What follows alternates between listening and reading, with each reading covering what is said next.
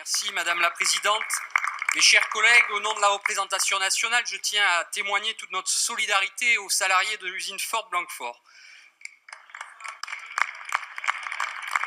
Ma question s'adresse à Monsieur le ministre de l'Économie et concerne l'avenir de ce site. Le plan de sauvegarde de l'emploi, qui scelle la fermeture de l'usine de Ford Blanquefort, a été validé cette nuit, mettant fin à l'espoir de reprise pour l'usine. C'est un site industriel emblématique en Gironde, avec 850 salariés, qui va donc fermer ses portes dans quelques mois, alors qu'il est reconnu à l'échelle européenne pour sa compétitivité et son excellence en matière de boîte de vitesse.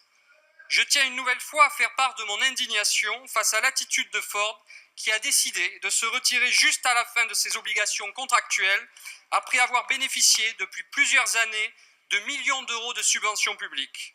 Monsieur le ministre, je n'ai pas peur de le dire, il faut que Ford paye vis-à-vis de tous les contribuables français qui ont participé à alimenter les fonds publics dont Ford a bénéficié à Blanquefort. La morale veut maintenant que le grand groupe américain contribue non seulement par le plan social, mais aussi largement à la réindustrialisation du site à hauteur de plusieurs dizaines de millions d'euros. Ce n'est que justice. Il est inenvisageable qu'un tel site, essentiel à l'économie girondine, puisse être abandonné. Au-delà de la question du foncier, pouvez-vous nous assurer que vous mettez tout en œuvre pour permettre la réindustrialisation de ce site ? La création d'un groupe de travail associant salariés, État, élus locaux est une première étape, mais la désignation d'une personne exclusivement en charge de ce dossier me semble absolument nécessaire pour s'assurer d'élaborer des pistes ambitieuses pour l'avenir du site. Des sociétés telles qu'Hydrogène de France ont déjà marqué leur intérêt pour le site. Afin d'éviter qu'une telle situation se reproduise sur le plan national, il nous faut par ailleurs envisager des solutions pour renforcer les obligations et les devoirs des entreprises qui reçoivent des subventions publiques. Merci, monsieur le député. La parole est à monsieur Bruno Le Maire, ministre de l'Économie et des Finances. Et monsieur le député Benoît Simian, Ford va payer. Ford va payer ce qu'elle doit aux salariés, au site et au territoire. J'ai signé il y a 1 heure la lettre d'intention qui prévoit que Ford paiera 20 millions d'euros pour la réindustrialisation du site. 20 millions d'euros, c'est 6 fois plus que les obligations légales de Ford. Ford paiera la dépollution du site.